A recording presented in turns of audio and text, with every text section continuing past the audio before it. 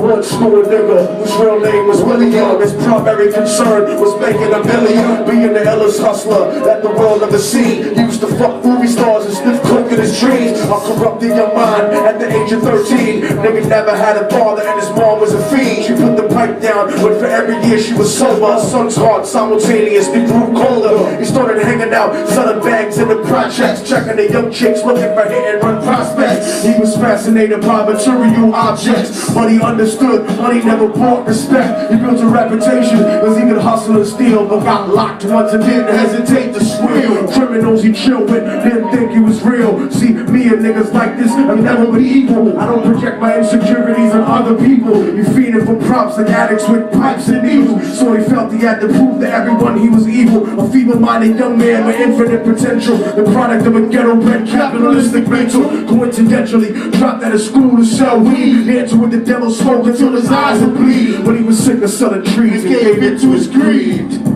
Now break down the story about my little homie right now.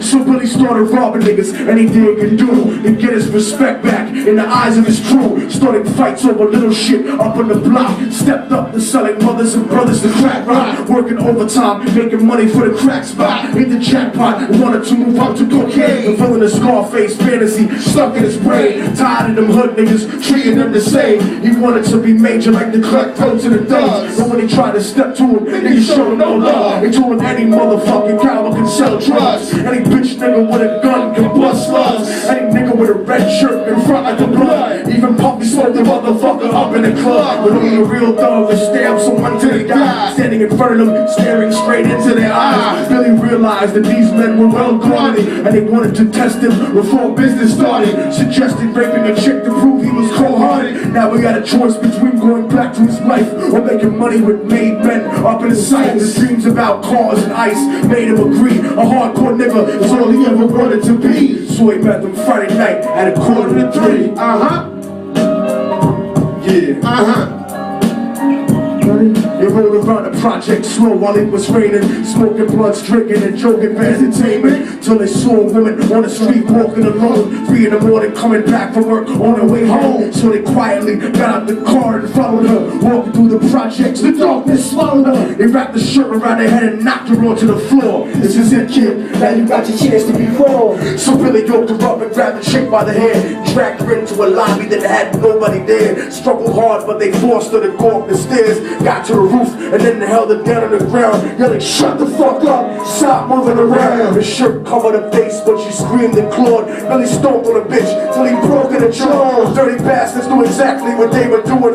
They kicked her until they cracked the ribs and she stopped moving. Blood leaking through the cloth, she cried silently, and then they all proceeded to rape her violently. Billy was made to go first, but each of them took a turn, ripping her up and choking her until her throat burned. A broken jaw moved the guard, but they weren't concerned. When they were done and she was blind, bloody, broken and bruised, one of them niggas pulled out a brand new 22. He told him that she was a witness for what she gone through, and if he killed her, he was guaranteed a spot in the crew. He thought about it for a minute, she was practically dead, so he leaned over and put the gun right to her head.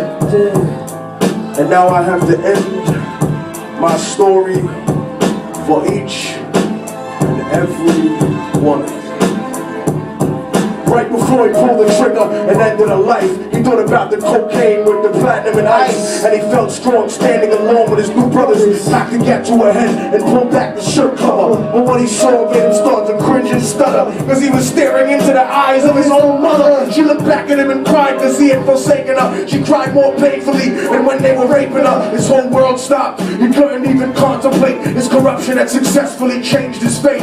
And he remembered how his moms used to come home late, working hard for nothing, cause now what was he worth? He turned away from the woman that had once given him birth and cried out to the sky cause he was lonely and scared, but only the devil responded cause God wasn't there. And right then he knew what it was to be empty and cold, and so he jumped off the roof, died with no soul. They say death takes you to a better place, but I doubt it. After that they killed his mother and never spoke about it. And listen, cause the story that I'm telling is true, cause I was there with Billy Jacobs and I raped his mom too. Now the devil follows me everywhere that I go. In fact, I'm sure he's standing among one of you at my shows. In every street site from listening to Lil Thug's flow, could be standing right next to you and you wouldn't know. The devil grows inside the hearts and the soul cause you're wicked. White, brown, yellow and black color is not restricted. You have a self-destructive destiny when you're inflicted, and you and we one of God's children and fell from the top. There's no diversity because we're burning in the melting pot. See, when the devil wants to dance with you, we better say never, because a dance with the devil might last you forever.